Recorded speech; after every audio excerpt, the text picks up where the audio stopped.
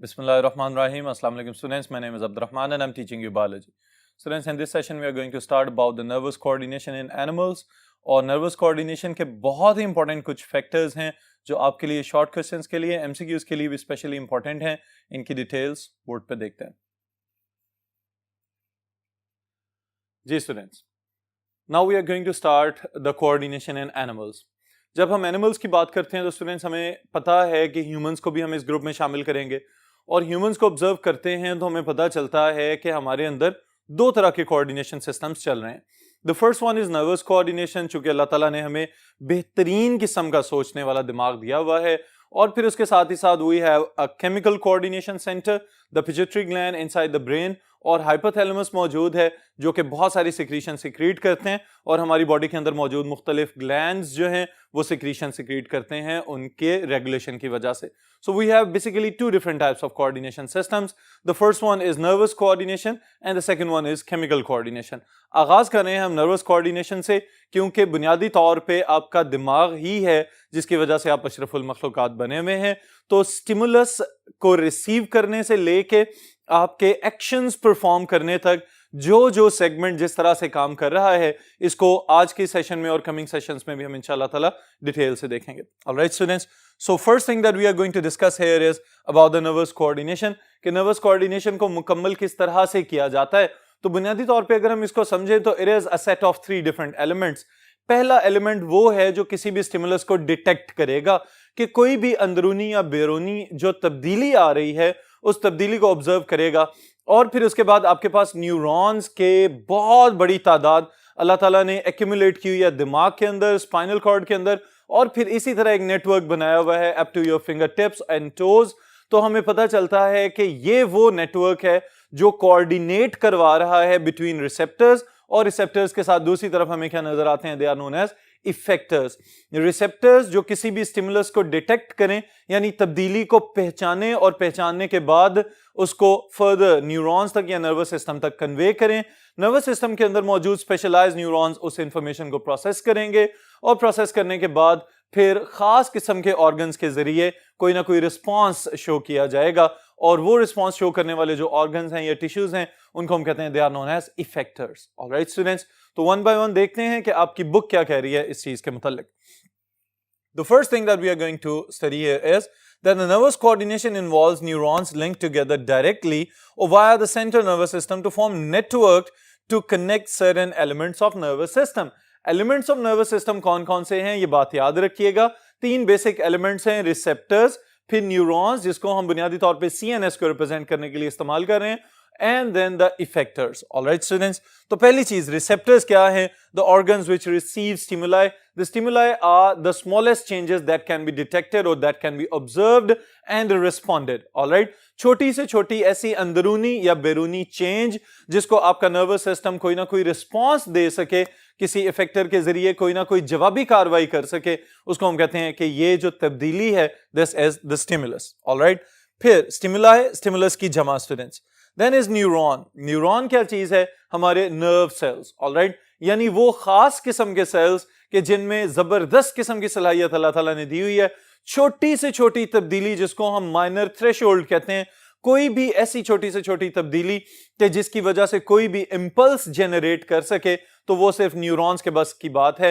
बाकी हमारे जो जनरल सोमैटिक सेल्स हैं नॉर्मली वो बहुत सारी तब्दीलियों को इग्नोर कर देते हैं, लेकिन न्यूरॉन्स ऐसा नहीं कर सकते because they are the specialized cells which have ability और capacity to generate and conduct impulses which travel across the synapse. Synapse क्या है? 2 कंसेक्यूटिव न्यूरॉन्स के दरमियान जो खाली जगह मौजूद होगी, वहां पे कोई फिजिकल ब्रिज या लिंक नजर नहीं आता, उस एरिया को हम कहते हैं दिस इज साइनैप्स.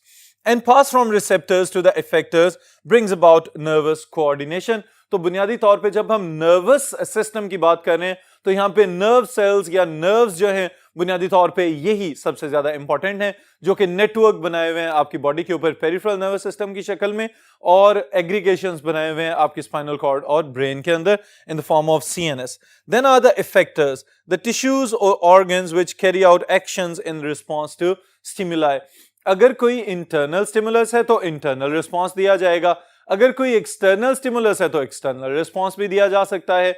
तो कोई भी सेल्स का ऐसा ग्रुप जो छोटी से छोटी तब्दीली को जांच करके उसके बाद उसकी जवाबी कार्रवाई करने की सलाहियत रखता हो, that is known as an effector. Alright students, effectors हमारे पास दो ही बेसिक टाइप्स के हैं, आप याद रखिएगा। एमसीक्यूज के लिए भी इंपॉर्टेंट है और शॉर्ट क्वेश्चंस के लिए भी। Muscles and glands are the two different types of effectors present inside the human body. Alright, फिर इसके बाद students first element of the nervous system या नर्वस कोऑर्डिनेशन, रिसेप्टर्स। इनकी डिटेल हम देखेंगे। ये लॉन्ग क्वेश्चन भी बन सकता है पॉसिबली, और अलग-अलग से अगर रिसेप्टर्स पूछे जा रहे हैं तो short questions and MCQs. Alright, तो इन तीनों लिहाज से ये वाला टॉपिक बहुत ज्यादा इंपॉर्टेंट है आपके याद करने के लिए। रिसेप्टर्स बुनियादी तौर पे हैं क्या? अगर आप लफ्ज पे गौर करें तो आपको फौरन अंदाजा हो जाएगा। रिसेप्टर्स कोई चीज रिसीव करने वाले, कुछ परसीव करने वाले, यानी कि वो स्पेशलाइज्ड सेल्स या टिश्यूज या सेल्स का ऐसा ग्रुप जो किसी भी तब्दीली को आराम से डिटेक्ट करने की सलाहियत पैदा कर चुके हुए हैं, they are known as receptors. Alright students, now पहली चीज जो इसमें हम स्टडी करेंगे आपकी बुक के सीक्वेंस के according, that is excitation of neurons.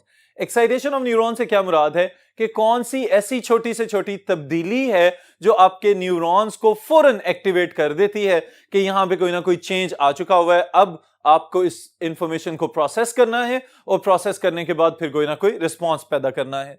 So excitation of neurons के हवाले से आप क्या याद रखेंगे? The neuron fibres and cell bodies can be excited by small electric shocks. Alright students, इसको हम कहते हैं थ्रेशोल्ड स्टिमुलस, यानी कोई भी ऐसी कम से कम चेंज, कोई भी कम से कम इंटेंसिटी, ऑलराइट, जिसकी वजह से न्यूरॉन्स को एक्साइट किया जा सके, उनके अंदर चार्जेस वगैरह की रोटेशन या सर्कुलेशन को स्टार्ट किया जा सके, तो इस चीज को हम कहते हैं this is known as the excitation. Alright, now कौन कौन सी चीजें हैं जो न्यूरॉन्स को एक्टिवेट कर सकते हैं? Small electric shocks, mechanical change हो सकती है, केमिकल चेंज हो सकती है, टेम्परेचर या लाइट वगैरह के स्टिमुलाई हो सकते हैं जिसकी वजह से आपके न्यूरॉन्स फौरन एक्टिव हो जाएं। बिल्कुल इसी तरह कि जैसे अगर आप किसी जगह पे सोए हुए हैं और मुकम्मल तौर पे अंधेरा है, लेकिन अचानक से या तो कमरे की खिड़कियों से पर्दे पीछे कर दिए जाएं या आपकी आंखों के ऊपर टॉर्च की रोशनी डाली जाए जबकि आपकी आंखें बंद हो, तो इन तमाम कंडीशंस में आप फौरी तौर पे लाइट की इंटेंसिटी को डिटेक्ट करना शुरू कर देंगे। तो इसका मतलब यह हुआ कि वो रोशनी जो आपकी आंखों के ऊपर पड़ी है उसने थ्रेशोल्ड स्टिमुलस डेवलप करवा दिया है, तो आपकी आंखों के रिसेप्टर्स असल में एक्टिवेट हो चुके हैं और उन्होंने उस स्टिमुलस को रिसीव कर लिया है। ऑलराइट स्टूडेंट्स, फिर इसी तरह से आप किसी जगह पे अगर बैठे हुए हों और अचानक कोई खुशबू का झोंका आके आपकी नाक से टकरा जाए, तो फौरी तौर पे वो जो खुशबू आपको फील हो रही है, that is the chemical stimulus. Alright students, फिर इसी तरह आप कोई चीज जैसे ही जुबान के ऊपर रखते हैं चखने के लिए, तो उसका जो जायका आपको फील हो रहा है, that is again the chemical stimulus. तो इसका मतलब यह हुआ कि ये मुख्तलिफ किस्म के स्टिमुलाई हैं। तो क्या ये तमाम स्टिमुलाई एक ही तरह के रिसेप्टर्स से डिटेक्ट किए जा रहे हैं? इसका जवाब मौजूद है अगली एक्सप्लेनेशन के अंदर। पहली चीज स्टूडेंट्स यहां पे जो आप याद रखेंगे, that is a very important definition of the receptors. Alright, receptor में be a cell, neuron, ending or receptor organ that detect changes in the external or internal environment। बुनियादी तौर पे कोई एक सेल भी रिसेप्टर हो सकता है, या किसी न्यूरॉन एंडिंग को भी हम रिसेप्टर का नाम दे सकते हैं, या फिर स्पेशलाइज्ड टिश्यूज मौजूद होंगे या ऑर्गन्स मौजूद होंगे कि जिनको हम रिसेप्टर्स का नाम दे सकते हैं। ऑलराइट, बिल्कुल इसी तरह कि जैसे रोशनी की अभी हमने बात की थी, तो आपकी आंखों के अंदर एक स्पेसिफिक स्ट्रक्चर मौजूद है जिसे हम कहते हैं रेटिना। रेटिना के अंदर रॉड्स और कोन्स मौजूद हैं, तो अलहदा से ग्रुप्स ऑफ सेल्स हैं और अलहदा से फोटो रिसेप्शन कर रहे हैं, तो इस वजह से इनको हम कहेंगे कि they are specialised for their own functions. Alright, फिर इसी तरह मैकेनो रिसेप्टर्स के अंदर हमें बहुत सारी डिफरेंट शेप्स नजर आती हैं बाकायदा तौर पे रिसेप्टर्स की, तो इनको भी डिस्कस कर लेते हैं साथ ही। पहली एग्जांपल जो स्टूडेंट्स यहां पे हम डिस्कस करने जा रहे हैं रिसेप्टर्स की, दे आर कीमो रिसेप्टर्स। अब अगर आप इसके नाम पे ही गौर करें तो आपको अंदाजा हो रहा है कि केमिकल स्टिमुलस की बात हो रही है। तो वो खास किस्म के रिसेप्टर्स जो केमिकल स्टिमुलस को डिटेक्ट करने की सलाहियत रखते हैं और फिर उस इंफॉर्मेशन को आगे दिमाग के एक खास हिस्से तक कन्वे करने की सलाहियत रखते हैं, उनको हम कहेंगे they are known as chemo receptors. Alright, so they can detect smell, taste, blood oxygen level, carbon dioxide concentration, glucose and amino acids and fatty acids present inside the blood। अब बुनियादी तौर पे स्टूडेंट्स हमारी जो पूरी body है, अगर हम इसके ऊपर गौर करें तो लंग्स के अंदर जो गैसेस का तबादला चल रहा है, तो वहां पे भी आपको याद होगा कि पार्शियल प्रेशर्स या कंसंट्रेशन ग्रेडियंट डेवलप किया जाता है, जिसकी वजह से ऑक्सीजन अंदर चली जाती है और कार्बन डाइऑक्साइड हमेशा बाहर आ जाती है। तो दरमियान में कोई तो ऐसा रेगुलेटर या मॉडरेटर मौजूद होगा कि जो आपकी बॉडी को यह बता रहा है कि आपकी बॉडी के अंदर ऑक्सीजन की कंसंट्रेशन कम हो रही है और कार्बन डाइऑक्साइड की कंसंट्रेशन ज्यादा हो रही है। तो इसके लिए याद रखिएगा स्पेशलाइज्ड स्ट्रक्चर्स मौजूद हैं जहां पे मेडुला ऑब्लंगेटा यानी दिमाग का वो हिस्सा जो आपके हाइंड ब्रेन के साथ कनेक्टेड है, और ऑब्लंगेटा का मतलब थोड़ा सा लंबा सा हिस्सा है, एलोंगेटेड पार्ट है। Aortic and carotid body specialised structures मौजूद हैं जो कि बुनियादी तौर पे कंपोजिशन ऑफ ब्लड को हर वक्त चेक करते रहते हैं कि इसके अंदर कितने परसेंटेज में न्यूट्रिएंट्स मौजूद हैं या कार्बन डाइऑक्साइड और ऑक्सीजन की कंसंट्रेशन ग्रेडियंट का कितना डिफरेंस पैदा हो चुका हुआ है। उसकी बेस पे फौरी तौर पे आपको फीलिंग डेवलप करवाई जाती है कि now you have to breathe in और you are suffocating so you have to take in more oxygen. Alright, तो बुनियादी तौर पे ये रिसेप्टर्स की वजह से मुमकिन है। फिर इसी तरह स्टूडेंट्स, अगर आप प्यास या भूख की बात करते हैं तो उससे भी आपको अंदाजा होगा कि आपके पास स्पेशलाइज्ड रिसेप्टर्स मौजूद हैं बॉडी के अंदर जो आपको बता रहे होते हैं कि इस वक्त आपकी बॉडी का वाटर लेवल कम हो गया है, now you have to intake water. इसी तरह अगर न्यूट्रिएंट्स की कमी हो रही है तो आपके specialised stretch receptors inside the stomach वो बता रहे होते हैं कि अब आपको भूख लग रही है। अगर थोड़ी देर तक रिस्पांस पैदा ना किया जाए तो फिर वो हंगर पैंग्स में कन्वर्ट होना शुरू हो जाता है। तो ये सब चीजें अगर हम अपनी बॉडी के फिजियोलॉजिकल फंक्शंस को देखें तो हमें अंदाजा होता है बहुत सारे फंक्शंस रिसेप्टर्स की एक्यूरेसी के ऊपर डिपेंडेंट है कि रिसेप्टर सही काम करेंगे तो हम उसके मुताबिक प्रॉपर रिस्पांस दे सकेंगे। ऑलराइट, फिर इसी तरह एग्जांपल्स में एक और चीज भी याद रखिएगा कि the receptors present in the hypothalamus, और हाइपोथैलेमस आपको पता है it is the major thermostat, आपकी होम्योस्टैटिक कंट्रोल सेंटर के तौर पे काम कर रहा है। बहुत सारी ऑस्मोरेगुलेटरी और थर्मोरेगुलेटरी स्ट्रेटजीज जो हैं उनमें हाइपोथैलेमस का अपना बहुत बड़ा हाथ है। तो बुनियादी तौर पे जितनी भी concentration gradients of solutes and solvents या टेम्परेचर वगैरह की थर्मो रिसेप्टर्स की हम बात करते हैं तो वो सब किसके साथ कोऑर्डिनेट कर रहे हैं, हाइपोथैलेमस के अंदर। Alright students, so next we have mechanoreceptors. Mechanoreceptors यानी कि मैकेनिकल रिसेप्शन की बात हो रही है। ऑलराइट स्टूडेंट्स, तो जब हम मैकेनिकल रिसेप्शन की बात करते हैं तो इंजीनियरिंग के रेफरेंस से आप ये बात याद रख लें कि यहां पे हम फिजिकल स्टिमुलस की बात करेंगे। ऑलराइट, यानी कोई भी ऐसा स्टिमुलस जो आपको फिजिकली फील हो रहा है, बिल्कुल इसी तरह कि जैसे आप अपनी सेम फिंगर टिप्स को किसी स्मूथ सरफेस के ऊपर थोड़ा सा यूं करके रगड़ें तो आपको बड़ी स्मूथ सी फीलिंग आना शुरू हो जाएगी। और इसी तरह से अगर आप अपनी इन्हीं फिंगर टिप्स को सैंड पेपर के ऊपर या रेगमार के ऊपर या किसी रफ सरफेस के ऊपर रगड़ते हैं तो आपको डिफरेंट फीलिंग आना शुरू हो जाती है।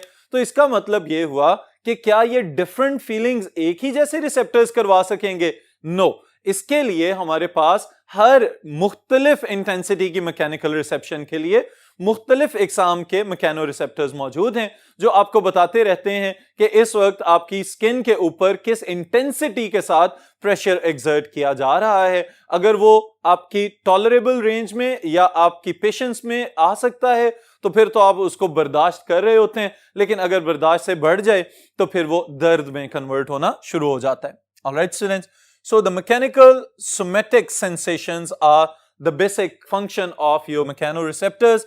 Stimuli of touch, pressure, hearing and equilibrium.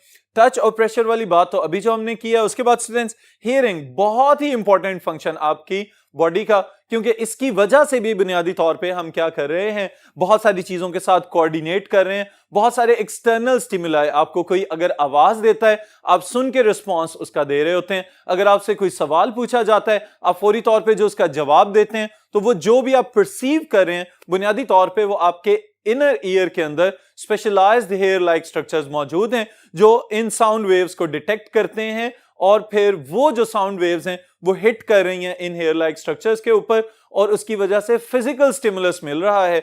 तो वहां पे भी जो रिसेप्टर्स मौजूद होंगे they are known as mechanoreceptors. Alright students, they can be in the form of free nerve endings, expanded tip endings, ओस्ट्रे एंडिंग्स। बुनियादी तौर पे ये उन नर्व एंडिंग्स की बात हो रही है कि जो स्पेशलाइज्ड रिसेप्शन के साथ एसोसिएटेड हैं।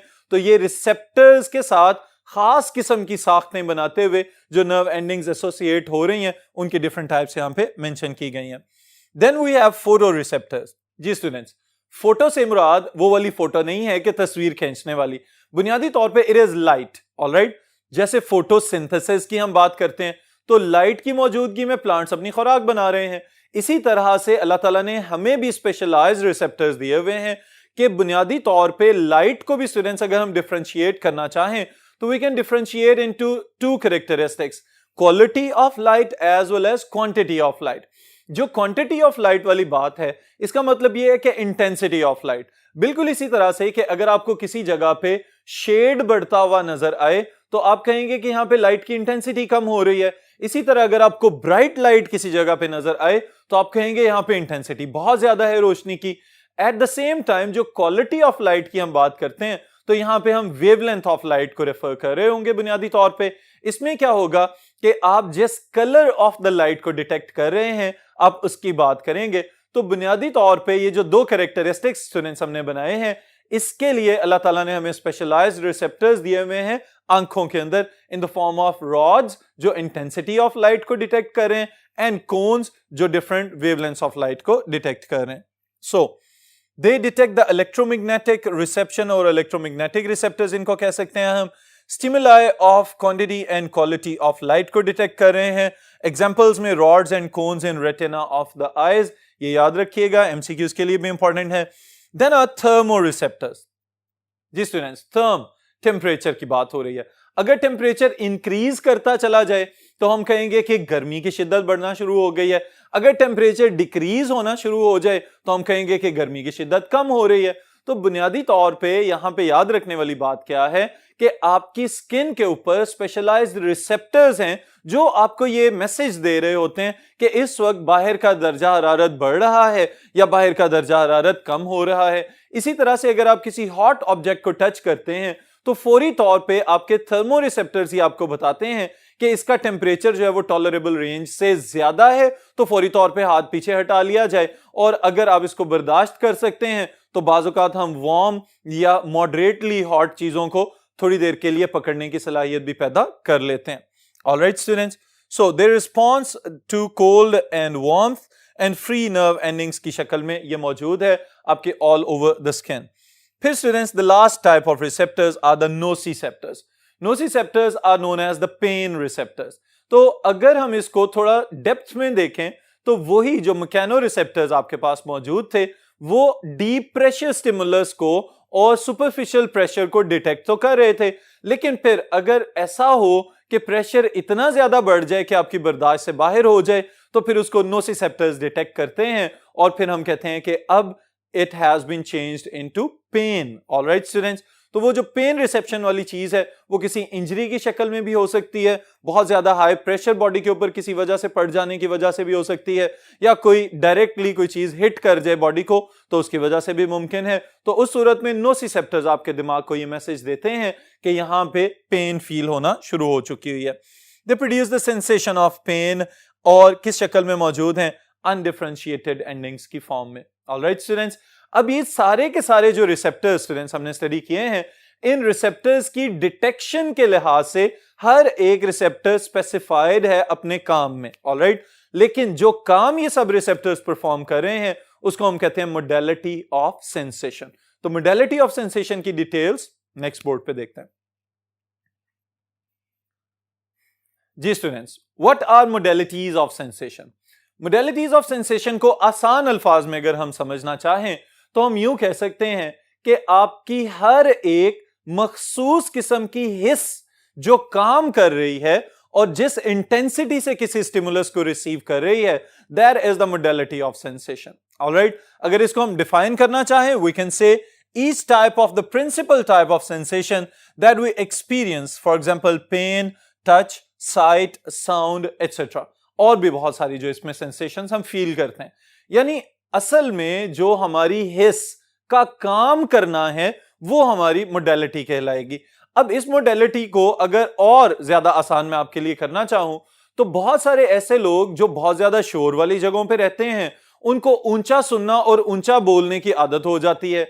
इसी तरह से वो लोग जो जरा खामोश किस्म के एनवायरनमेंट में रहते हैं वो ज्यादा चीखते चिल्लाते नजर नहीं आएंगे आपको और आराम से ही बात करते हुए भी नजर आएंगे। तो इसका मतलब क्या हुआ कि they have switched their modalities according to their stimuli. Alright, जिस तरह का स्टिमुलस मिला उसी लिहाज से वो अडेप्ट कर गए। तो जो सेंसेशंस हैं हमारी, असल में जो फीलिंग्स हमें आ रही हैं, दे आर द मोडेलिटीज, और फिर इन मोडेलिटीज को फर्दर हम एनहांस कर लेते हैं या अडेप्ट कर लेते हैं अकॉर्डिंग टू द एनवायरनमेंट।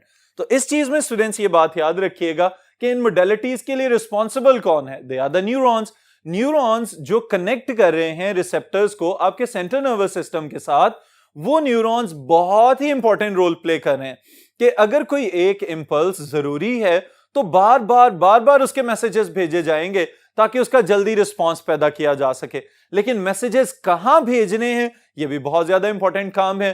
तो यह बात भी याद रखिएगा कि मोडेलिटीज को फर्दर रेगुलेट किस तरह से किया जा रहा होता है कि हमारे दिमाग के अंदर हर सेंसेशन के लिए अल्लाह ताला ने एक खास किस्म का खाना बनाया हुआ है। वही खाना उस किस्म के स्टिमुलस को एंटरटेन करेगा। अगर किसी और जगह पे स्टिमुलस चला जाता है तो वहां से कोई भी रिस्पांस पैदा करने के ऑर्डर्स जारी नहीं किए जाएंगे। Alright, so each nerve impulse conducting an impulse terminates in a specific center in the central nervous system. For example, touch stimulus is carried to the touch area of the brain and fibers from the retina of the eyes terminate in the visual cortex. अब visual cortex दिमाग का वो हिस्सा जहां पे आपकी आंखों से मैसेजेस जा रहे हैं। तो इससे हमें पता चलता है कि सुनने के लिए खास किस्म की समात वाला एरिया है दिमाग के अंदर, देखने के लिए खास किस्म का एरिया है दिमाग के अंदर, क्योंकि रिसेप्टर्स का काम क्या है? सिर्फ मैसेज भेजना, उस मैसेज को रिसीव करने के बाद उसको अच्छी तरह से एनालाइज करना और फिर यह फैसला करना कि क्या इसका फौरन रिस्पांस देना है या नहीं देना, या किस तरह की इंफॉर्मेशन का इनपुट हुआ है। यह सारा काम तो आपका दिमाग कर रहा है। तो असल में हम ये भी कह सकते हैं कि जो कुछ हम देख रहे हैं या जो कुछ हम सुन रहे हैं, वो सारी की सारी चीजें असल में हमारा दिमाग तय करता है कि हमने किस तरह से इसका रिस्पांस देना है। फिर उसके बाद students, the last thing is that specific receptor particular stimulus. ये हमें पता है, अभी हमने प्रीवियसली यही बात की है थोड़ी देर पहले कि हर किस्म के खास स्टिमुलस के लिए खास किस्म के रिसेप्टर्स मौजूद हैं और वो रिसेप्टर्स उस इंफॉर्मेशन को दिमाग के एक खास हिस्से तक लेके जाएंगे। अगर थैलेमस के अंदर कहीं गड़बड़ हो जाती है या इंफॉर्मेशन गड़बड़ हो जाती है तो उसका मतलब यह होगा कि बहुत सारे stimuli they will stay unresponded. Alright students, तो ये है आगाज के रिसेप्टर्स अपना सही काम करेंगे तो फिर हमारा दिमाग उस इंफॉर्मेशन को सही प्रोसेस करेगा और फिर उसके बाद उसके स्पेसिफिक रिस्पेक्टिव जो रिस्पॉन्सेज हैं वो दिए जाएंगे। ऑलराइट स्टूडेंट्स, फिर इंशाल्लाह नेक्स्ट सेशन में नेक्स्ट टॉपिक के साथ मुलाकात होगी।